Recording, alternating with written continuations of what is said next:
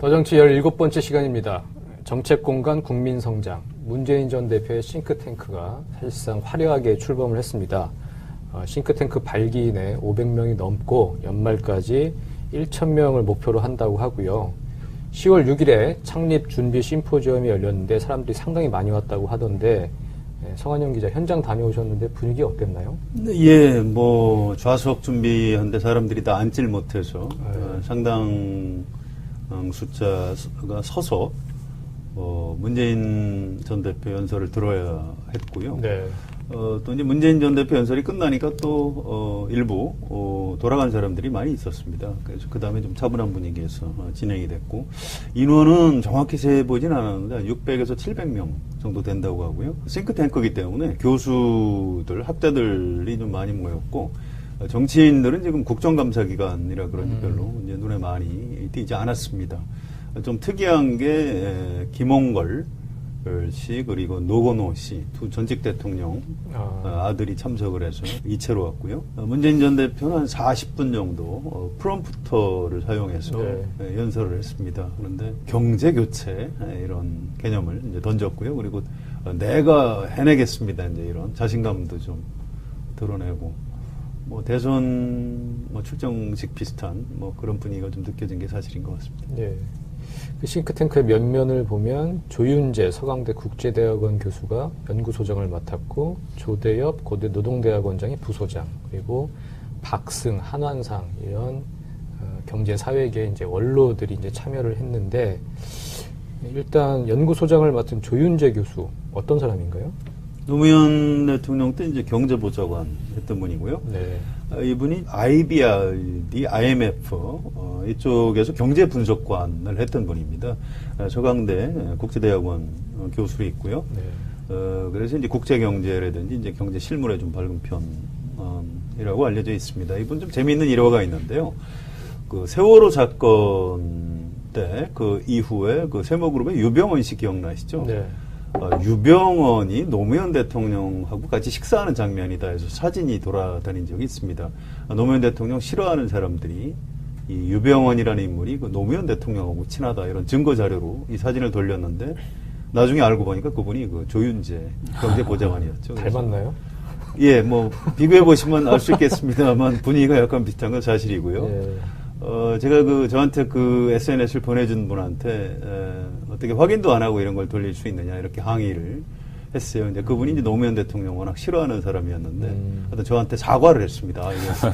자기도 이제 주위에 그게 아니라고 조윤재 교수라는 걸 좀 알려야 되겠다 이런 일이 있습니다. 아무튼 이분은 성품이 좀 온건하고요. 말하는 것도 굉장히 좀 차분하게 이렇게 하는 편입니다. 정치에 별로 나서는 사람이 아니고요. 김종인 전 대표와도 좀 가까운 분이고, 드러나지는 않지만 숨어있는 어떤 그 경제 분야의 실력자라고 할까요? 뭐 그런 정도 평가할 수 있을 것 같습니다. 네. 그리고 여기 보면은 한완상 전 부총리가 이 싱크탱크의 상임고문으로 참여를 했어요. 근데 얼마 전에 한완상 전 부총리는 경기문화재단 이사장으로 영입이 돼서 남경필 경기지사 쪽으로 간 게 아니냐, 그렇게 저희는 이제 봤는데 이게 지금 겸직이 됐습니다. 어떻게 봐야 되나요? 이분이, 그러니까 8월 말쯤이었어요. 이제 한겨레를 비롯한 몇 군데가 그날 이제 신문에 쓴 게 한완상 전 부총리가 남지사한테 간다. 경기문화재단 이사장에 단독으로 응모를 했다. 네. 그래서 이제 절차를 거쳐서 곧 9월 초에 정식 취임을 할 거다. 이렇게 됐었는데, 사실은 이제 그 보도가 나간 직후에 그 전 부총리한테 굉장히 항의가 많이 들어왔대요. 특히 이제 야당 지지층에서. 왜냐하면 한 부총리가 노무현 대통령, 노무현 정부에서 교육부총리를 지냈고, 또 이제 김영삼 정부에서 통일부총리를 지내고, 하여튼 기본 정체성은 어떤 야권, 진보 이렇게 이쪽에 원로로 돼 있는데, 당신이 어떻게 그렇게 갈 수 있느냐? 그러니까 남경필 새누리당 대선 주자인 남경필 후보를 돕는 거가 말이 되느냐? 그래서 굉장히 시달렸고, 그래서 그걸 이제 한 부총리도 본인도 이제 직접 좀 남자한테 양해를 구하고, 그 측근들도 이러이러한 항의들이 이렇게 많이 온다, 너무 힘들다 해서 양해를 해서 없던 일로 그럼 경기문화재단 이사장으로 간 게 이사장으로 아니고요? 간 게 아니에요. 그거는 이제 그 뒤에 기사가 안 나온 것 같은데. 그렇죠. 그 뒤에 기사가 작게 작게 나죠. 그러고 났는데 사실은 남지사 쪽에서도 그랬다고 그래요. 이게 한 전 부총리가 그 부담스러운 거 인정하고 대신에 좀 설마 어디 뭐 다른 캠프에 합류해서 뭘 하시지는 않겠지라고 대신 좀 기대를 하고 길게라도 남지사를 좀 도와주지 않을까 이런 기대가 있었던 것 같아요. 그런데 바로 불과 뭐 한 달여 만에 이제 문재인 전 대표 쪽에 합류가 된 거죠. 그래서 이번에 언론에 나온 걸 보고서 그때 그쪽도 알았다고 합니다. 네. 그러니까 사실상 남유사를 돕기로 결정을 한 건 사실인데 이쪽 진영의 어떤 대중들의 항의와 뭐 이런 것에 사실은 다시 유턴해서 돌아온 거라고 봐야 같습니다. 하겠네요.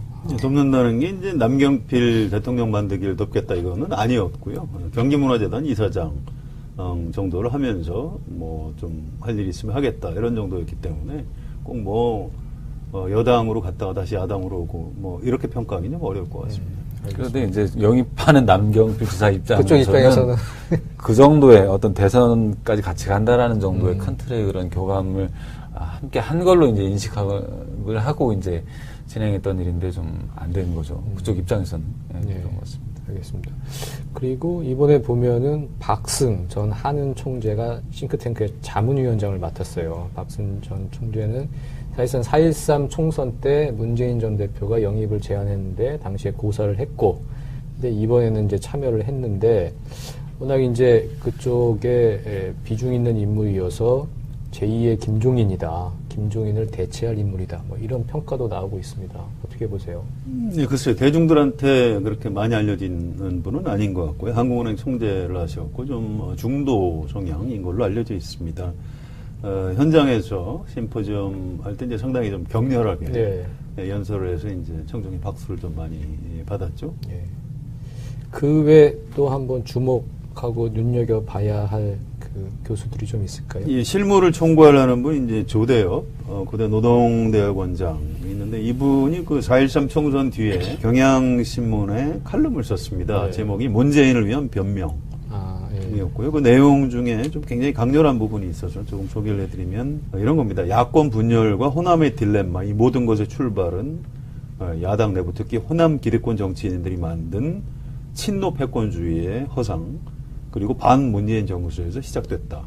또 문재인 때문에 안 된다고 했던 바로 그 당을 국민들이 선택했다. 그러니까 더불어민주당이 이겼다 그런 얘기죠. 그래서 선거혁명을 이루었다. 이 선명한 대의 앞에서 언제까지 친노의 허상을 잡고 언제까지 문재인을 물어뜯는 하이에나 정치를 되풀이할 것인가. 이 칼럼이 약간의 그 알만한 분들한테는 좀 파장을 좀 일으켰습니다. 굉장히 문재인 전 대표를 적극적으로 옹호하는 친문 세력의 논리를 그대로 뭐 그렇게 볼 수도 있고요. 아무튼 이제 호남 쪽에서는 이제 이 칼럼에 대해서 좀 약간 그 항의를 하는 그런 공방이 좀 이어지기도 했고, 아무튼 조대엽 교수가 이 싱크탱크의 어떤 실무를 이제 지휘하기 때문에 굉장히 좀 중요한 인물이라고 봐야 될 것 같고요. 그다음에 이제 분야별로 분과위원장 중에 외교안보를 맡은 서훈 이화여대 교수라고 발표된 분이 있는데 이분은 국정원 3차장 출신이고요. 김대중 노무현 정부의 그 햇볕 정책, 남북 정상회담을 마쿠에서 조율한 상당히 능력이 있는 사람으로 알려져 있습니다. 추진단장 중에 이제 국민성장 추진단장 김현철 서울대 국제대학원 교수 이런 분이 있는데 이분은 일본 전문가입니다. 일본의 잃어버린 20년 인구 절벽과 소비 절벽 때문이었고 우리나라도 지금 잘못하면 일본의 길을 따라갈 수 있다 이렇게 아주 강한 경고를 하고 책도 전했던 분인데 저는 이분이 이제 정치를 할 분은 아니라고 생각했고 정책 자문도 뭐 별로 할 것 같지 않았는데 이번에 문재인 싱크탱크 이름을 올린 걸 보고 개인적으로 좀 약간 깜짝 놀랐습니다. 그 방금 말씀하신 걸 보면 어쨌든 싱크탱크에 참여한 거는 정치를 하겠다는 걸로 봐야 한다고 이제 전제를 하시는 것 같고 그래서 연결해서 이제 여쭤보면 싱크탱크는 구체적으로 어떤 역할을 하는지 좀 디테일하게 좀 여쭤보고 싶어요. 사례를 딱 되면 쉽게 아실 텐데요. 일단 네. 박근혜 대통령이 2010년 말에 국가미래연구원이라는 예. 이제 연구 싱크탱크를 띄우죠. 네. 김광도 지금도 원장인 네. 김광도 원장이 주도해서 학자들이 이제 한 70여 명 규모로 띄우는데 거기 참여했던 몇몇과 지금 그분들이 뭘 하고 있는지를 보면 알 수 있을 텐데 자 국가미래연구원 2010년 12월 발족할 때 발기인 명단에 곽상도 현 정부 초대 민정수석직이신 분, 6.1제 초대 통일부 장관, 백승주 현재 의원입니다. 새누리당. 네. 안종범 비례대표 의원 했고 현재 청와대 정책조정 수석하고 있죠. 이종훈 그 뒤에 이제 의원이 됐고 지금은 물론 이제 저 의원이 아니게 됐습니다만 전 의원이 있고 윤병세 지금 초대 외교부 장관에서 계속 임기를 같이 할 것으로 관측되는 윤병세 장관, 최대석 이분은 이제 인수위 때 초대 통일부 장관으로 이제 거명이 됐다가 갑자기 낙마했죠. 네. 홍기택 이번에 논란됐던 그 대우조선해양 그 서별권회의 지원 문제를 폭로했던 분인데 이분 전 산업은행장이죠. 홍용표 현재 통일부 장관. 이런 분들이에요. 이런 분들이 다 이제 국가미래연구원에 있었고 이분들이 한 10명 안팎 정도 되는데 결국 이제 요직을 맡게 되는 거죠. 그런데 이제 보면 그렇게 예를 들면 뭐 70명 규모 아니면 200명, 300명 규모라고 해서 그분들이 다 그렇게 요직을 가고 뭐 하는 건 아니고 그 중에 결국엔 이제 코어그룹 한 10명 안팎에서 이제 모든 정책들을 입안을 하고 실제로 인수위를 거쳐서 인재 풀로서 이제 요직에 가게 되는 거죠. 그런 패턴이 있는 것 같습니다. 주요 인력 풀로 기능을 그렇죠. 한다는 거죠. 네, 네. 근데 이제 싱크탱크에 대해서 이제 뭐 폴리페서다, 뭐 세몰이다 이렇게 해서 이제 부정적인 보도들 많이 네. 하고 있는데요. 그런데 조금만 뒤집어서 생각을 해보면 여기에 참여하는 지식인들이 대부분은 사회과학을 하는 분들입니다. 본질적으로 이제 자신이 가진 가치관 그리고 정책 노선을 한번 현실에서 구현해보고 싶다 이런 학자로서의 어떤 본능 같은 그런 욕구 같은 것들이 좀 강한 그런 사람들이라고 봐야 되고요. 또 문재인이라는 유력한 정치인이 어차피 대통령이 될 가능성이 높다면 그 사람이 자기 분야의 정책에서 뭐 허튼 생각을 안 할 수 있도록 초기부터 좀 올바로 조언을 해줄 필요도 있는 거죠. 그래서 사실은 이제 가치 실현이 목표냐, 그 개인의 어떤 출세 영단이 목표냐, 이걸 구분하기는 쉽지가 않은데요. 결국 그 사람이 가진 어떤 실력, 또 이제 그 사람이 이제 과연 얼마나 양심적으로 출세보다는 어떤 자기가 가진 가치 실현을 위해서 국정을 돕느냐, 이런 기준에 따라서 사후에 평가를 받을 그럴 일인 것 같습니다. 네. 폴리페서와 사회 참여 그 사이에 이제 어딘가에 이제 있을 것 같은데요. 예. 그 문재인 전 대표는 그 싱크탱크 출범식 사실상의 그 출범식에서 정권 교체를 넘어 경제 교체를 얘기를 했고요. 경제를 상당히 강조, 성장 뭐 이런 걸 강조하고 중도 확장도 이제 염두에 둔 것 같습니다. 2012년 싱크탱크였던 담쟁이 포럼과 비교해서는 외연을 넓혔다 그런 평가를 받고 있는데 2012년 당시 상황 싱크탱크랑 비교하면 구체적으로 어떤 차이가 좀 있나요? 글쎄, 아직은 뭐, 이 싱크탱크가 이제 완성이 된 건 아닙니다. 네. 개문발차라고 표현하듯이 앞으로 이제 중요한 인물들을 더, 뭐, 숫자도 500에서 1000명으로 늘리겠다고 하지만 저는 그 숫자 양보다는 질의 문제라고 생각합니다. 어떤 비중 있는 인물이 이제 문재인 전 대표를 돕느냐, 여기에 달려 있는데요. 문재인 전 대표도 진보, 보수, 중도 구분 없이 각 분야에 실력 있는 분들을 참여시켰다 이렇게 평가를 하고 있습니다. 그런 의미를 갖는 몇 분 인물을 실제로 거명을 하고 있는데요. 네. 연세대 경제학과 명예교수인 이재민 교수가 있고요. 서울대 경제학과 명예교수 정영일 교수라는 분 계시고요. 서울대 보건대학원 교수 양봉민 이런 분들이 있습니다. 이런 분들이 이제 그 분야에서 굉장히 좀 존경받고 그동안 정치 참여를 잘 안 하던 거리를 뒀던 분들이기 때문에 국민들이 보기에는 사실 이제 이분들이 좀 생소한 분들입니다. 그래서 문재인 전 대표가 실제로 외연을 넓혔다 이렇게 평가를 받으려면 앞으로 이제 추가 작업이 좀 필요할 것 같고요. 뭐 예를 들어서 지금 거리를 두고 있습니다만 김종인 네. 전 대표 같은 사람을 상징적으로 붙잡는 것도 굉장히 좀 의미가 있을 것으로.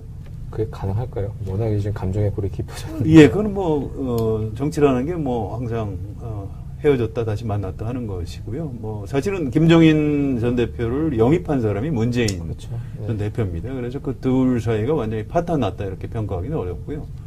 앞으로 좀 시간을 좀 두고 지켜봐야 될 것 같습니다. 네. 그러니까 2012년 담쟁이 포럼하고 비교한다면 당연히 규모가 상당히 커진 거죠. 500명이라는 것 자체가 준비 심포지엄에. 이게 사실 내용의 뼈대를 보면 뭐 그 핵심 플레이어들은 2012년하고 비슷해요. 박승 전 하는 총재도 2012년에 경제정책 자문을 했었고, 한한상 전 부총리도 우리 담쟁이 포럼 이사장이었고, 네. 거기에 플러스해서 이제 거기에 스스로 밝히듯이 경제 중심의 중도 확장이다 하듯이 이제 그동안에 조금 거리가 있었던 또 대중들이 잘 모르지만 어떤 괜찮은 성향을 가지고 있는 교수들이 많이 참여했다 이렇게 되는 거죠.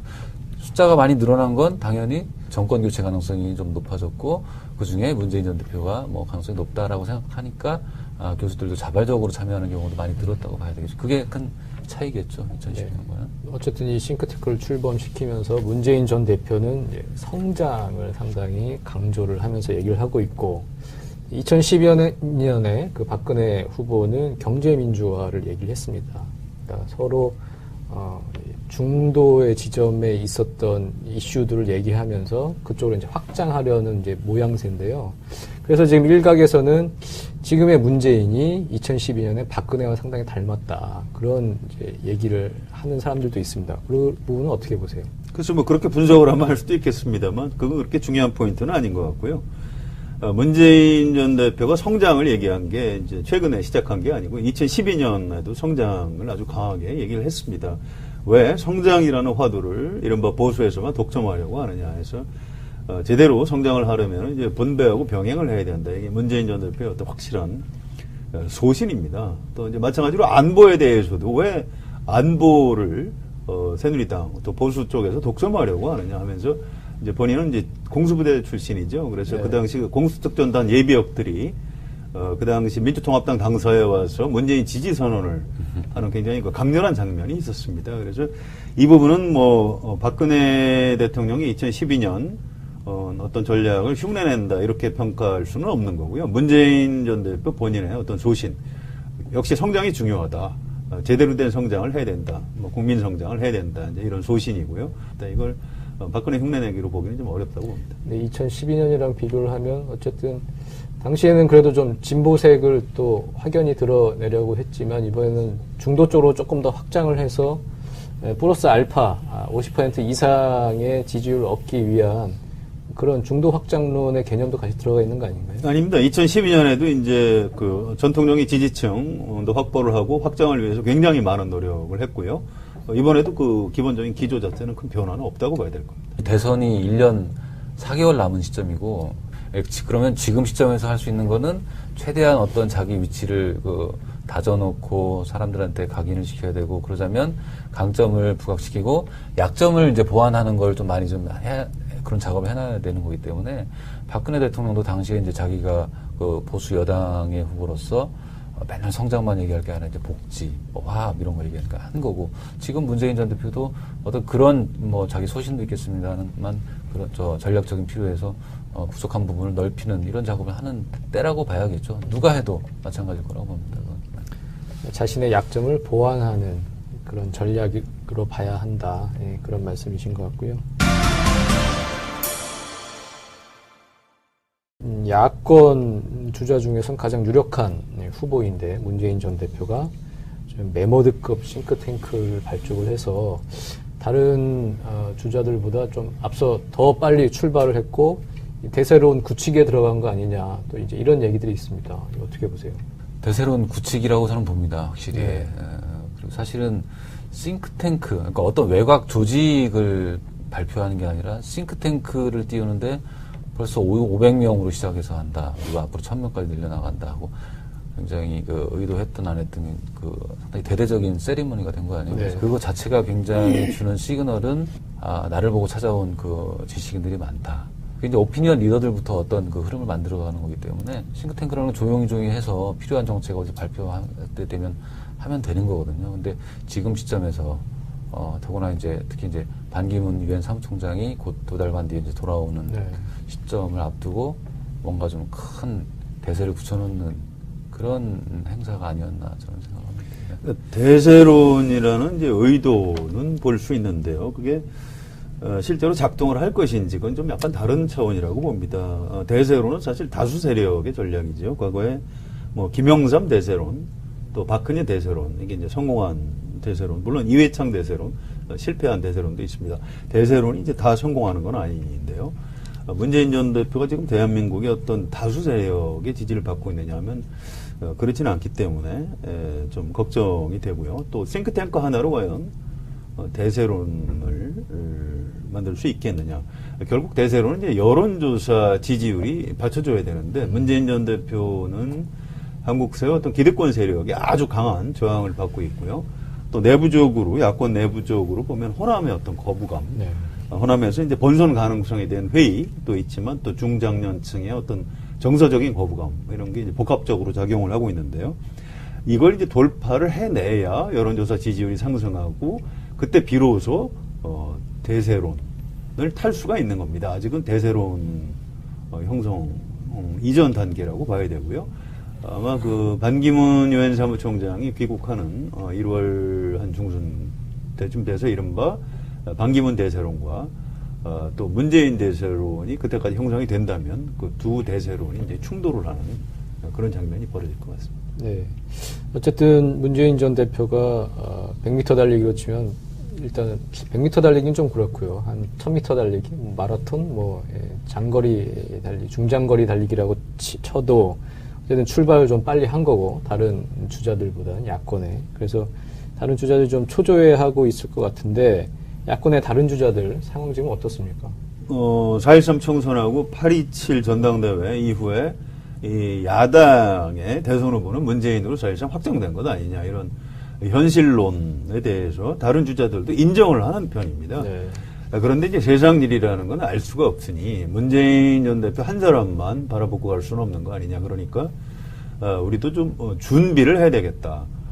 또 이대로 가면 문재인 안철수가 분열해서 반기문 대통령이 탄생할 수도 있으니 뭔가 제3에 대한 제3지대 정계 개편론 포함해서요. 이런 것들을 좀 모색해야 되겠다. 이런 것들이 이제 다른 분들의 입장인 것 같고요. 박원순 시장도 이제 뭔가 문재인 대세론을 부인하는 그런 상황은 아닙니다. 문재인 전 대표가 이제 유력하다라는 것을 인정하는 그 기반 위에서 본인도 한번 대선 주자가 되기 위한 그 노력을 지금 경주하고 있다 봐야 될 것 같고요. 안희정 충남지사는 이제 연말 연초에 어떤 지지율을 좀 보고 판단하겠다 이런 유보적인 입장인 것 같습니다. 김부겸 의원 같은 경우도 정권 교체가 그렇게 잘 되겠냐. 나도 준비를 좀 했다가 필요하면 역할을 해보겠다. 이제 이런 입장이고요. 손학규 전 대표는 뭔가 정계 개편을 통한 활로를 모색하려고 하고 있죠. 문재인 전 대표가 있는 현 더불어민주당에는 들어가지 않겠다. 이런 입장이 아주 강한 것 같습니다. 또 국민의당 전 대표죠. 안철수 의원은 양극단 세력과 손잡지 않겠다. 이 아주 상징적인 말로 알 수 있듯이 문재인하고 손잡지 않겠다. 이런 얘기를 하고 있는데요. 그런데 이제 안철수 전 대표는 호남에서 지지율이 좀 떨어지고 있습니다. 네. 그래서 좀 앞으로 전망이 불투명한데요. 또 국민의당 호남 출신 국회의원들하고 사이가 꼭 원만한 것도 아닙니다. 호남 민심하고 안철수 전 대표하고 언제까지나 같이 갈 것 같지도 않고요. 이런 부분을 좀 봐가면서 아마 자기 정치적인 진로를 결정할 것 같습니다. 예. 또 김종인 전 비대위원장도 사실 그 잠재적인 대권 주자라고도 지금 이제 얘기가 나올 정도로 활발하게 활동을 하고 있는데 계속 끊임없이 문재인 전 대표를 비판을 하죠. 네, 견제를 하고요. 그거 자체가 이제 문재인 전 대표가 많이 이제 앞서 나간다라는 걸 의식한 얘기라고 봐야죠. 예를 들면 국민 성장 그 싱크탱크를 띄웠을 때 이게 경제민주화하고 안 맞는 개념이다라고 또 나서서 또 비판을 또 하고 그렇게 항상 끊임없이 견제를 하고 있죠. 지금 어쨌든 야권의 야권 주자가 누가 될 것이냐 그것만 놓고 보면 문재인 대세론이 이제 맞는 것 같고요. 그거를 가지고 그 여세를 몰아서 최종 승자가 될 수 있느냐 그 문제일 텐데 예전에 이제 이회창 대세론이 있었고 박근혜 대세론이 있었습니다. 어느 쪽으로 가서 갈지 궁금하고. 이번 이제 두 번째 도전인데 문재인 전 대표의 재수 성공할 수 있을까요? 글쎄요. 문재인 전 대표의 가장 큰 적이 누굴까? 이걸 정리를 해봤는데요. 아마 지금 대한민국 사회에서 좀 보수 성향의 어떤 기득권 세력, 이게 문재인의 가장 큰 적인 것 같습니다. 국정감사장에서 공안검사 출신이죠. 고영주, 네. 박문진 이사장이 문재인 전 대표를 공산주의자. 공산주의자라고 했다가 재판에서 졌는데 그 판사가 문제가 있다. 이제 이렇게 얘기할 정도로 아주 편향적인 시각을 가지고 있는데요. 한국 사회의 어떤 재벌 그룹의 어떤 오너를 포함한 장층부, 또 검찰과 권력기관의 어떤 장층부, 또 행정부 엘리트 관료들의 또 장층부, 또 언론사 친보수 친여 성향 언론사의 장층부, 이쪽에서는 이 문재인은 절대 불가다, 문재인 절대 불가론 같은 것들이 있습니다. 노무현 전 대통령이 죽음에 이르렀는데 아마 본인들이 약간 자기들이 가해자라는 생각도 하는 것 같아요. 네. 그래서 문재인 대통령이 탄생하면 반드시 노무현의 복수를 할 것이다. 정치 보복이 있을 것 같아요. 피해 망상증 비슷한 걸 좀 가지고 있는 것 같고요. 뭐 실제로 문재인 전 대표가 이제 그럴 사람이 아닌데도 그런 틀에 가둬놓고 지금 이제 반노, 반문, 어떤 이론과 정서를 끊임없이 지금 확산시키고 있습니다. 이걸 넘어서기가 참 간단치 않기 때문에 2012년과 같은 선거 전략, 어게인 2012로는 문재인 전 대표가 이제 성공하기 쉽지가 않을 겁니다. 그래서 김대중 노무현 에 머물러서는 안 되고요. 왜 문재인인지 그걸 국민들한테 설명을 해야 됩니다. 그래서 그냥 어떤 대세론을 형성하려고 이렇게 안주하는 것보다는 지금 분노의 민심, 또 어떤 변화 욕구, 이런 물결을 적극적으로 올라타서 본인의 어떤 정치적인 역량을 좀 보여줄 필요도 있는 것 아닌가. 문재인의 앞길은 그렇게 쉽지는 않을 것이다. 뭐 저는 이렇게 전망합니다. 야권 내에서 대세론인 거 맞고 현재. 그런데 이제 만약에 대세론이 위험한 거는 거기에 취해서 이제 내년 저 대선 날짜만 오면 내가 된다. 이게 돼야 하는데 사실 문재인 전 대표한테는 그런 조건은 아닌 거죠. 사실은 네. 반기문 유엔 사무총장의 그 높은 지지율의 벽을 항상 뛰어넘어야 되는 부담이 있고, 반기문 유엔 사무총장이 만약에 여권의 후보가 안 되더라도 그 다음에 어떤 새로운 변수가 나올 수도 있거든요. 그러니까 네. 예를 들면 화끈하게 유승민, 남경필 이런 쪽으로 세대 교체 네. 흐름이 간다할지, 그것도 문재인 전 대표로서는 굉장히 도전인 거죠. 또 양쪽에서 모두 다 제3지대론을 내놔서 또 개헌론과 함께 끊임없이 문재인 전 대표를 흔드는 그런 움직임들이 있기 때문에 일단은 대세론에 취할 것 같은 외부적인 환경은 아닌데, 본인이 그런 상황 관리들을 어떻게 잘 해나가느냐, 또 화합의 문제, 또 새로운 성과의 문제, 이런 것들을 이제 보여줘야 되기 때문에 그런 걸 스스로 해나가는 게 그냥 가장 중요하겠죠. 네. 저희 페이스북 친구 어떤 분이 그런 글을 써놓으셨습니다. 페이스북에서 요즘 좋아요보다는 화나요 이런 걸 많이 누르게 된다.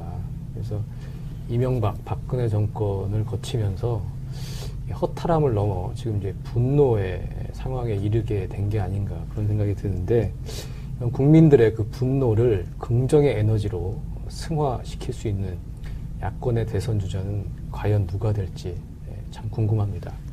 더정치 17번째 시간, 오늘은 여기까지입니다. 감사합니다. 거기에서 경제 분석관을 했던 분입니다. 서강대 국제대학원 교수로 있고요. 네. 그래서 이제 국제경제라든지 이제 경제 실물에 좀 밝은 편이라고 알려져 있습니다. 이분 좀 재미있는 일화가 있는데요. 세월호 사건 때 이후에 세모그룹의 유병원 씨 기억나시죠? 네. 유병원이 노무현 대통령하고 같이 식사하는 장면이다 해서 사진이 돌아다닌 적이 있습니다. 노무현 대통령 싫어하는 사람들이 이 유병원이라는 인물이 노무현 대통령하고 친하다, 이런 증거 자료로 이 사진을 돌렸는데, 나중에 알고 보니까 그분이 조윤재 경제보좌관이었죠. 닮았나요? 예, 비교해 보시면 알 수 있겠습니다만 분위기가 약간 비슷한 건 사실이고요. 네. 제가 저한테 SNS를 보내준 분한테 어떻게 확인도 안 하고 이런 걸 돌릴 수 있느냐, 이렇게 항의를 했어요. 이제 그분이 이제 노무현 대통령 워낙 싫어하는 사람이었는데, 하여튼 저한테 사과를 했습니다. 자기도 이제 주위에 그게 아니라고, 조윤재 교수라는 걸 좀 알려야 되겠다, 이런 일이 있습니다. 아무튼 이분은 성품이 좀 온건하고요, 말하는 것도 굉장히 좀 차분하게 이렇게 하는 편입니다. 정치에 별로 나서는 사람이 아니고요. 김종인 전 대표와도 좀 가까운 분이고, 드러나진 않지만 숨어있는 어떤 그 경제 분야의 실력자라고 할까요? 뭐 그런 정도 평가할 수 있을 것 같습니다. 네. 그리고 여기 보면은 한한상 전 부총리가 이 싱크탱크의 상임고문으로 참여를 했어요. 근데 얼마 전에 한한상 전 부총리는 경기문화재단 이사장으로 영입이 돼서 네. 남경필 경기지사 쪽으로 간 게 아니냐. 그렇게 저희는 이제 봤는데 이게 지금 겸직이 됐습니다. 이거 어떻게 봐야 되나요? 이분이 그러니까 8월 말쯤이었어요. 이제 한겨레를 비롯한 몇 군데가 그날 이제 신문에 쓴 게 한한상 전 부총리가 남지사한테 간다. 경기문화재단 이사장에 단독으로 응모를 했다. 네. 해서 이제 절차를 거쳐서 곧 9월 초. 이 칼럼이 약간의 그 알만한 분들한테는 좀 파장을 좀 일으켰습니다. 네. 굉장히 그 문재인 전 대표를 적극적으로 옹호하는 친문 세력의 논리를 그대로. 뭐 그렇게 볼 수도 있고요. 네. 아무튼 이제 호남 쪽에서는 이제 이 칼럼에 대해서 좀 약간 그 항의를 하는 그런 공방이 좀 이어지기도 했고, 아무튼 조대엽 교수가 이 싱크탱크의 어떤 실무를 이제 지휘하기 때문에 굉장히 좀 중요한 인물이라고 봐야 될 것 같고요. 네. 그다음에 이제 분야별로 분과위원장 중에 외교안보를 맡은 서훈 이화여대 교수라고 발표된 분이 있는데, 이분은 국정원 3차장 출신이고요. 김대중 노무현 정부의 그 햇볕 정책, 남북 정상회담을 마코에서 조율한 상당히 능력이 있는 사람으로 네. 알려져 있습니다. 추진단장 중에 이제 국민성장 추진단장 김현철 서울대 국제대학원 교수 이런 분이 있는데, 이분은 일본 전문가입니다. 네. 일본의 잃어버린 20년 인구 절벽과 소비 절벽 때문이었고, 우리나라도 지금 잘못하면 일본의 길을 따라갈 수 있다, 이렇게 아주 강한 경고를 하고 책도 써냈던 분인데, 저는 이분이 이제 정치를 할 분은 아니라고 생각했고, 정책 자문도 뭐 별로 할 것 같지 않았는데, 이번에 문재인 싱크탱크 이름을 올린 걸 보고 개인적으로 좀 약간 깜짝 놀랐습니다. 그 방금 말씀하신 걸 보면 어쨌든 싱크탱크에 참여한 거는 정치를 하겠다는 걸로 봐야 한다고 이제 전제를 하시는 것 같고, 그래서 연결해서 이제 여쭤보면 싱크탱크는 구체적으로 어떤 역할을 하는지 좀 디테일하게 좀 여쭤보고 싶어요. 사례를 딱 대면 쉽게 아실 텐데요. 일단 네. 박근혜 대통령이 2010년 말에 국가미래연구원이라는 예. 이제 연구 싱크탱크를 띄우죠. 네. 김광도 였기 때문에 꼭 뭐 여당으로 갔다가 다시 야당으로 오고 뭐 이렇게 평가하기는 좀 어려울 것 같습니다. 그런데 이제 영입하는 남경필 지사 그쪽 입장에서는 입장에서는 그 정도의 어떤 대선까지 같이 간다라는 정도의 음. 큰 틀의 그런 교감을 함께 한 걸로 이제 인식을 하고 이제 진행했던 일인데 좀 안 되는 거죠. 그쪽 입장에서는 네. 그런 것 같습니다. 알겠습니다. 그리고 이번에 보면은 박승 전 한은 총재가 싱크탱크의 자문위원장을 맡았어요. 박승 전 총재는 사실상 4.13 총선 때 문재인 전 대표가 영입을 제안했는데 당시에 고사를 했고, 근데 이번에는 이제 참여를 했는데 워낙 이제 그쪽에 비중 있는 인물이어서 제2의 김종인이다. 김종인을 대체할 인물이다. 뭐 이런 평가도 나오고 있습니다. 어떻게 보세요? 네, 글쎄요. 대중들한테 그렇게 많이 알려진 분은 아닌 것 같고요. 한국은행 총재를 하셨고 좀 중도 성향인 걸로 알려져 있습니다. 현장에서 심포지엄 할 때 이제 상당히 좀 격렬하게 네. 연설을 해서 이제 청중이 박수를 좀 많이 받았죠. 예. 그 외에 또 한번 주목하고 눈여겨봐야 할 그 교수들이 좀 있을까요? 이 실무를 총괄하는 분이 이제 조대엽 고대 노동대학원장이 있는데, 이분이 그 4.13 총선 뒤에 경향신문에 칼럼을 썼습니다. 네. 제목이 문재인을 위한 변명. 예. 이었고요. 그 내용 중에 좀 굉장히 강렬한 부분이 있어서 조금 소개를 해드리면 이런 겁니다. 야권 분열과 호남의 딜레마, 이 모든 것의 출발은 야당 내부, 특히 호남 기득권 정치인들이 만든 친노 패권주의의 허상, 그리고 반문재인 정부에서 시작됐다. 또 문재인 때문에 안 된다고 했던 바로 그 당을 국민들이 선택했다. 그러니까 더불어민주당이 이겼다, 그런 얘기죠. 그래서 선거혁명을 이뤘다. 이 선명한 대의 앞에서 언제까지 친노의 허상을 잡고 언제까지 문재인을 물어뜯는 하이에나 정치를 되풀이할 것인가. 왜 정식 취임을 할 거다 이렇게 됐었는데, 사실은 이제 그 보도가 나간 직후에 그 한 전 부총리한테 굉장히 항의가 많이 들어왔대요. 특히 이제 야당 지지층에서. 왜냐하면 한 부총리가 노무현 대통령, 노무현 정부에서 교육부총리를 지냈고 또 이제 김영삼 정부의 통일부총리를 지내고 하여튼 기본 정체성은 어떤 야권, 진보 이렇게 이쪽에 원로로 되어 있는데 당신이 어떻게 그렇게 갈 수 있느냐. 그러니까 남경필 새누리당 대선 주자인 남경필 후보를 돕는 거가 말이 되느냐. 그래서 굉장히 시달렸고 그래서 그걸 이제 한 부총리도 본인도 이제 직접 좀 남자한테 양해를 구하고 그 측근들도 이러이러한 항의들이 이렇게 많이 온다. 너무 힘들다. 해서 양해를 해서 없던 일로 그럼 경기문화재단 이사장으로 간 게 이사장으로 아니고요? 간 게 아니에요. 그거는 이제 그 뒤에 기사가 안 나온 것 같은데. 그렇죠. 그 그러다가 뒤에 기사가 작게 작게 났죠. 그러고 났는데 사실은 남지사 쪽에서도 그랬다고 그래요. 이게 한 전 부총리가 그 부담스러운 거 인정하고 대신에 좀 설마 어디 뭐 다른 캠프에 합류해서 뭘 하시지는 않겠지라고 대신 좀 기대를 하고 길게라도 남지사를 좀 도와주지 않을까 이런 기대가 있었던 것 같아요. 그런데 바로 불과 뭐 한 달여 만에 이제 문재인 전 대표 쪽에 합류가 된 거죠. 그래서 이번에 언론에 나온 걸 보고서 그때 그쪽도 알았다고 합니다. 네. 그러니까 사실상 남지사를 돕기로 결정을 한 건 사실인데 이쪽 진영의 어떤 대중들의 항의와 뭐 이런 것에 사실은 다시 유턴해서 돌아온 거라고 봐야 맞습니다. 하겠네요. 돕는다는 게 이제 남경필 대통령 만들기를 돕겠다 이거는 아니었고요. 경기문화재단 이사장 정도를 하면서 뭐 좀 할 일이 있으면 하겠다 이런 정도. 더정치 17번째 시간입니다. 정책공간 국민성장. 문재인 전 대표의 싱크탱크가 사실상 화려하게 출범을 했습니다. 싱크탱크 발기인에 500명이 넘고 연말까지 1,000명을 목표로 한다고 하고요. 10월 6일에 창립 준비 심포지엄이 열렸는데 사람들이 상당히 많이 왔다고 하던데 성한영 기자 현장 다녀오셨는데 분위기 어땠나요? 예, 뭐 좌석 준비한데 사람들이 다 앉질 못해서 상당 숫자가 서서 문재인 전 대표 연설을 들어야 했고요. 네. 또 이제 문재인 전 대표 연설이 끝나니까 또 일부 돌아간 사람들이 많이 있었습니다. 그래서 그 다음에 좀 차분한 분위기에서 진행이 됐고 인원은 정확히 세보진 않았는데 600에서 700명 정도 된다고 하고요. 싱크탱크이기 때문에 교수들, 학자들이 좀 많이 모였고 정치인들은 지금 국정감사기간이라 그런지 별로 이제 눈에 많이 띄지 않았습니다. 좀 특이한 게 김홍걸 씨 그리고 노건호 씨 두 전직 대통령 아들이 참석을 해서 이채로 왔고요. 문재인 전 대표는 한 40분 정도 프롬프터를 사용해서 연설을 했습니다. 그런데 경제 교체 이런 개념을 이제 던졌고요. 그리고 내가 해내겠습니다. 이제 이런 자신감도 좀 드러내고 뭐 대선 뭐 출정식 비슷한 뭐 그런 분위기가 좀 느껴진 게 사실인 것 같습니다. 네.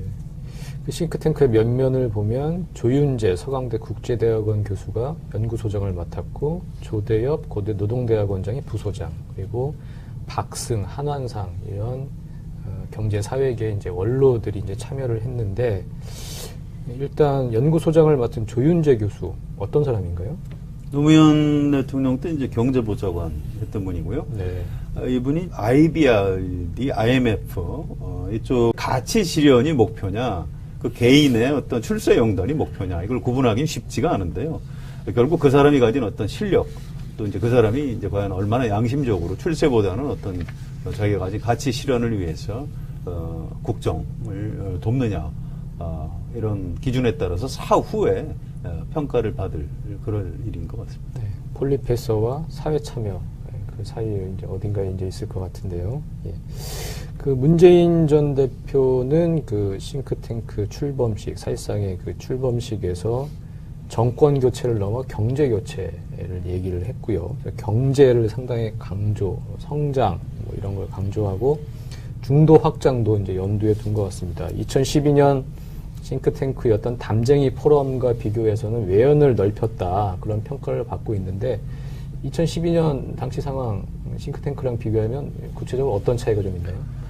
글쎄 아직은 뭐 이 싱크탱크가 이제 완성이 된 건 아닙니다. 네. 개문발차라고 표현하듯이 앞으로 이제 중요한 인물들을 더 뭐 숫자도 500에서 1000명으로 늘리겠다고 하지만 저는 그 숫자 양보다는 질의 문제라고 생각합니다. 어떤 비중 있는 인물이 이제 문재인 전 대표를 돕느냐 여기에 달려 있는데요. 문재인 전 대표도 진보 보수 중도 구분 없이 각 분야에 실력 있는 분들을 참여시켰다. 이렇게 평가를 하고 있습니다. 그런 의미를 갖는 몇 분 인물을 실제로 거명을 하고 있는데요. 네. 연세대 경제학과 명예교수인 이재민 교수가 있고요. 서울대 경제학과 명예교수 정영일 교수라는 분 계시고요. 서울대 보건대학원 교수 양봉민 이런 분들이 있습니다. 이런 분들이 이제 그 분야에서 굉장히 좀 존경받고 그동안 정치 참여를 잘 안 하던 거리를 뒀던 분들이기 때문에 국민들이 보기에는 사실 이제 이분들이 좀 생소한 분들입니다. 그래서 문재인 전 대표가 실제로 외연을 넓혔다 이렇게 평가를 받으려면 앞으로 이제 추가 작업이 좀 필요할 것 같고요. 뭐 예를 들어서 지금 거리를 두고 있습니다만 김종인 전 대표 같은 사람을 상징적으로 붙잡는 것도 굉장히 좀 의미가 있을 것으로. 그게 가능할까요? 워낙에 지금 감정의 골이 깊어졌는데. 예, 그건 정치라는 게 항상 헤어졌다 다시 만났다 하는 것이고요. 사실은 김종인 전 대표를 영입한 사람이 문재인 그렇죠. 전 대표입니다. 그래서 그 둘 사이가 완전히 파탄났다 이렇게 평가하기는 어렵고요. 앞으로 좀 시간을 좀 두고 지켜봐야 될 것 같습니다. 네. 그러니까 2012년 담쟁이 포럼하고 비교한다면 당연히 규모가 상당히 커진 거죠. 500명이라는 것 자체가 준비 심포지엄에. 이게 사실 내용의 뼈대를 보면 그 핵심 플레이어들은 2012년하고 비슷해요. 박승 전 하는 총재도 2012년에 경제정책 자문을 했었고, 한한상 전 부총리도 우리 담쟁이 포럼 이사장이었고, 거기에 플러스해서 이제 거기에 승건하고요. 말하는 것도 굉장히 좀 차분하게 이렇게 하는 편입니다. 정치에 별로 나서는 사람이 아니고요. 김종인 전 대표와도 좀 가까운 분이고 드러나진 않지만 숨어있는 어떤 그 경제 분야의 실력자라고 할까요? 그런 정도 평가할 수 있을 것 같습니다. 네. 그리고 여기 보면은 한한상 전 부총리가 이 싱크탱크의 상임고문으로 참여를 했어요. 근데 얼마 전에 한한상 전 부총리는 경기문화재단 이사장으로 영입이 돼서 남경필 경기지사 쪽으로 간 게 아니냐. 그렇게 저희는 이제 봤는데 이게 지금 겸직이 됐습니다. 어떻게 봐야 되나요? 이분이, 그러니까 8월 말쯤이었어요. 이제 한겨레를 비롯한 몇 군데가 그날 이제 신문에 쓴 게 한한상 전 부총리가 남지사한테 간다. 경기문화재단 이사장에 단독으로 응모를 했다. 그래서 이제 절차를 거쳐서 곧 9월 초에 정식 취임을 할 거다. 이렇게 됐었는데 사실은 이제 그 보도가 나간 직후에 그 전 부총리한테 굉장히 항의가 많이 들어왔대요. 특히 이제 야당 지지층에서. 왜냐하면 한 부총리가 노무현 대통령, 노무현 정부에서 교육부총리를 지냈고, 또 이제 김영삼 정부에서 통일부총리를 지내고, 하여튼 기본 정체성은 어떤 야권, 진보, 이렇게 이쪽에 원로로 되어 있는데, 당신이 어떻게 그렇게 갈 수 있느냐. 그러니까 남경필, 새누리당 대선 주자인 남경필 후보를 돕는 거가 말이 되느냐. 그래서 굉장히 시달렸고, 그래서 그걸 이제 한 부총리도 본인도 이제 직접 좀 남자한테 양해를 구하고 그 측근들도 이러이러한 항의들이 이렇게 많이 온다. 너무 힘들다. 해서 양해를 해서 없던 일로. 경기문화재단 이사장으로 이사장으로 간 게 아니에요. 그거는 이제. 그 뒤에 기사가 안 나온 것 같은데. 그렇죠. 그러다가. 그 뒤에 기사가 작게. 작게 났죠. 그러고 났는데 사실은 남지사 쪽에서도 그랬다고 그래요. 그러니까 한 전 부총리가 그 부담스러운 거 인정하고 대신에 좀 설마 어디 다른 캠프에 합류해서 뭘 하시지는 않겠지라고 대신 좀 기대를 하고 길게라도 남지사를 좀 도와주지 않을까 이런 기대가 있었던 것 같아요. 그런데 바로 불과 한 달여 만에 이제 문재인 전 대표 쪽에 합류가 된 거죠. 그래서 이번에 언론에 나온 걸 보고서 그때 그쪽도 알았다고 합니다. 그러니까 사실상 남유사를 돕기로 결정을 한 건 사실인데 이쪽 진영의 어떤 대중들의 항의와 이런 것에 사실은 다시 유턴해서 돌아온 거라고 봐야 하겠네요. 돕는다는 게 이제 남경필 대통령 만들기를 돕겠다 이거는 아니었고요. 경기문화재단 이사장 정도를 하면서 좀 할 일이 있으면 하겠다 이런 정도였기 때문에 꼭 여당으로 갔다가 다시 야당으로 오고 이렇게 평가하기는 좀 어려울 것 같습니다. 그런데 이제 영입하는 남경필 지사 입부 전했던 분인데 저는 이분이 이제 정치를 할 분은 아니라고 생각했고 정책 자문도 별로 할 것 같지 않았는데 이번에 문재인 싱크탱크 이름을 올린 걸 보고 개인적으로 좀 약간 깜짝 놀랐습니다. 그 방금 말씀하신 걸 보면 어쨌든 싱크탱크에 참여한 거는 정치를 하겠다는 걸로 봐야 한다고 이제 전제를 하시는 것 같고, 그래서 연결해서 이제 여쭤보면 싱크탱크는 구체적으로 어떤 역할을 하는지 좀 디테일하게 좀 여쭤보고 싶어요. 사례를 딱 대면 쉽게 아실 텐데요. 일단 네. 박근혜 대통령이 2010년 말에 국가미래연구원이라는 예. 이제 연구 싱크탱크를 띄우죠. 네. 김광도, 지금도 원장인 네. 김광도 원장이 주도해서 학자들이 이제 한 70여 명 정도로 띄우는데, 거기 참여했던 몇 명과 지금 그분들이 뭘 하고 있는지를 보면 알 수 있을 텐데, 자, 국가미래연구원 2010년 12월 발족할 때 발기인 명단에 곽상도 현 정부 초대 민정수석직이신 분, 6.1제 초대 통일부 장관, 백승주 현재 의원입니다. 새누리당. 네. 안종범 비례대표 의원 했고 현재 청와대 정책조정 수석하고 있죠. 이종훈 그 뒤에 이제 의원이 됐고, 지금은 물론 이제 의원이 아니게 됐습니다만 전 의원이 있고, 윤병세 지금 초대 외교부 장관에서 계속 임기를 같이 할 것으로 관측되는 윤병세 장관, 최대석 이분은 이제 인수위 때 초대 통일부 장관으로 이제 거명이 됐다가 갑자기 낙마했죠. 네. 홍기택 이번에 논란됐던 그 대우조선해양 그 서별권회의 지원 문제를 폭로했던 분인데, 이분 전 산업은행장이죠. 홍용표 현재 통일부 장관. 이런 분들이에요. 이런 분들이 다 이제 국가미래연구원에 있었고, 이분들이 한 10명 안팎 정도 되는데 결국 이제 요직을 맡게 되는 거죠. 그런데 이제 보면 그렇게 예를 들면 뭐 70명 규모 아니면 200명, 300명 규모라고 해서 그분들이 다 그렇게 요직을 가고 뭐 하는 건 아니고, 그 중에 결국엔 이제 코어그룹 한 10명 안팎에서 이제 모든 정책들을 입안을 하고 실제로 인수위를 거쳐서 인재 풀로서 이제 요직에 가게 되는 거죠. 그런 패턴이 있는 것 같습니다. 주요 인력 풀로 기능을 그렇죠. 한다는 거죠. 네, 네. 근데 이제 싱크탱크에 대해서 이제 뭐 폴리페서다, 뭐 세몰이다 이렇게 해서 이제 부정적인 보도들 많이 네. 하고 있는데요. 그런데 조금만 뒤집어서 생각을 해보면 여기에 참여하는 지식인들이 대부분은 사회과학을 하는 분들입니다. 본질적으로 이제 자신이 가진 가치관 그리고 정책 노선을 한번 현실에서 구현해보고 싶다, 이런 학자로서의 어떤 본능 같은 그런 욕구 같은 것들이 좀 강한 그런 사람들이라고 봐야 되고요. 또 문재인이라는 유력한 정치인이 어차피 대통령이 될 가능성이 높다면 그 사람이 자기 분야의 정책에서 뭐 허튼 생각을 안 할 수 있도록 초기부터 좀 올바로 조언을 해줄 필요도 있는 거죠. 그래서 사실은 이제 그쪽 입장에서는 그 정도의 어떤 대선까지 같이 간다라는 정도의 큰 틀의 그런 교감을 함께 한 걸로 이제 인식을 하고 이제 진행했던 일인데 좀 안 되는 거죠. 그쪽 입장에서는. 네, 그런 것 같습니다. 알겠습니다.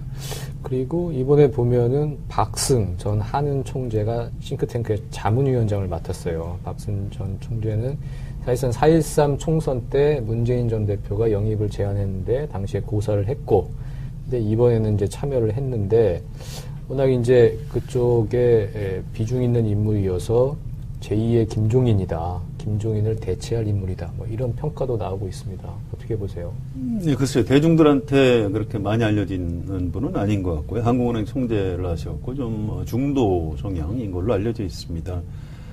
현장에서 심포지엄 할 때 이제 상당히 좀 격렬하게 네. 연설을 해서 이제 청중이 박수를 좀 많이 받았죠. 예. 그 외에 또 한번 주목하고 눈여겨봐야 할 그 교수들이 좀 있을까요? 이 실무를 총괄하는 분이 이제 조대엽 고대 노동대학원장이 있는데, 이분이 그 4.13 총선 뒤에 경향신문에 칼럼을 썼습니다. 네. 제목이 문재인을 위한 변명. 예. 이었고요. 그 내용 중에 좀 굉장히 강렬한 부분이 있어서 조금 소개를 해드리면 이런 겁니다. 야권 분열과 호남의 딜레마, 이 모든 것의 출발은 야당 내부, 특히 호남 기득권 정치인들이 만든 친노 패권주의의 허상, 그리고 반문재인 정부에서 시작됐다. 또 문재인 때문에 안 된다고 했던 바로 그 당을 국민들이 선택했다. 그러니까 더불어민주당이 이겼다, 그런 얘기죠. 그래서 선거혁명을 이루었다. 이 선명한 대의 앞에서 언제까지 친노의 허상을 잡고 언제까지 문재인을 물어뜯는 하이에나 정치를 되풀이할 것인가. 이 칼럼이 약간의 알만한 분들한테는 좀 파장을 좀 일으켰습니다. 굉장히 문재인 전 대표를 적극적으로 옹호하는. 친문 세력의 논리를 그대로. 뭐 그렇게 볼 수도 있고요. 네. 아무튼 이제 호남 쪽에서는 이제 이 칼럼에 대해서 좀 약간 항의를 하는 그런 공방이 좀 이어지기도 했고, 아무튼 조대엽 교수가 이 싱크탱크의 어떤 실무를 이제 지휘하기 때문에 굉장히 좀 중요한 인물이라고 봐야 될 것 같고요. 네.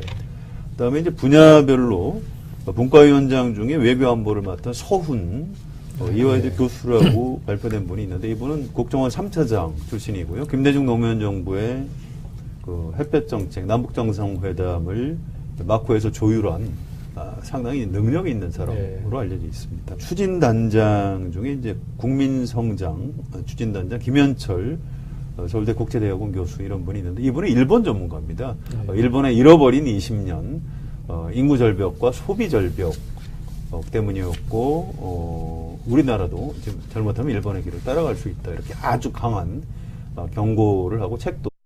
더정치 17번째 시간입니다. 정책공간 국민성장, 문재인 전 대표의 싱크탱크가 사실상 화려하게 출범을 했습니다. 싱크탱크 발기인에 500명이 넘고 연말까지 1,000명을 목표로 한다고 하고요. 10월 6일에 창립 준비 심포지엄이 열렸는데 사람들이 상당히 많이 왔다고 하던데, 성한영 기자 현장 다녀오셨는데 분위기 어땠나요? 예, 뭐 좌석 준비하는데 사람들이 다 앉질 못해서 상당 숫자가 서서 문재인 전 대표 연설을 들어야 했고요. 네. 또 이제 문재인 전 대표 연설이 끝나니까 또 일부 돌아간 사람들이 많이 있었습니다. 그래서 그 다음에 좀 차분한 분위기에서 진행이 됐고, 인원은 정확히 세보진 않았는데 600에서 700명 정도 된다고 하고요. 싱크탱크이기 때문에 교수들, 학자들이 좀 많이 모였고, 정치인들은 지금 국정감사기관이라 그런지 별로 이제 눈에 많이 띄지 않았습니다. 좀 특이한 게 김홍걸 씨 그리고 노건호 씨 두 전직 대통령 아들이 참석을 해서 이채로 왔고요. 문재인 전 대표는 한 40분 정도 프롬프터를 사용해서 연설을 했습니다. 그런데 경제 교체 이런 개념을 이제 던졌고요. 그리고 내가 해내겠습니다. 이제 이런 자신감도 좀 드러내고, 뭐 대선 뭐 출정식 비슷한 뭐 그런 분위기가 좀 느껴진 게 사실인 것 같습니다. 네. 그 싱크탱크의 면면을 보면 조윤재 서강대 국제대학원 교수가 연구소장을 맡았고, 조대엽 고대 노동대학원장이 부소장, 그리고 박승, 한완상 이런 경제사회계 이제 원로들이 이제 참여를 했는데, 일단 연구소장을 맡은 조윤재 교수 어떤 사람인가요? 노무현 대통령 때 이제 경제보좌관 했던 분이고요. 네. 이분이 IBRD, IMF 이쪽에서 경제분석관을 했던 분입니다. 서강대 국제대학원 교수로 있고요. 네. 그래서 이제 국제경제라든지 이제 경제 실물에 좀 밝은 편이라고 알려져 있습니다. 이분 좀 재미있는 일화가 있는데요. 그 세월호 사건 때 그 이후에 그 세모그룹의 유병원 씨 기억나시죠? 네. 유병원이 노무현 대통령하고 같이 식사하는 장면이다 해서 사진이 돌아다닌 적이 있습니다. 노무현 대통령 싫어하는 사람들이 이 유병원이라는 인물이 그 노무현 대통령하고 친하다 이런 증거 자료로 이 사진을 돌렸는데, 나중에 알고 보니까 그분이 그 조윤재 경제보좌관이었죠. 닮았나요?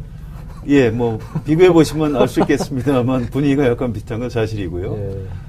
제가 저한테 그 SNS를 보내준 분한테 어떻게 확인도 안 하고 이런 걸 돌릴 수 있느냐 이렇게 항의를 했어요. 이제 그분이 이제 노무현 대통령 워낙 싫어하는 사람이었는데, 하여튼 저한테 사과를 했습니다.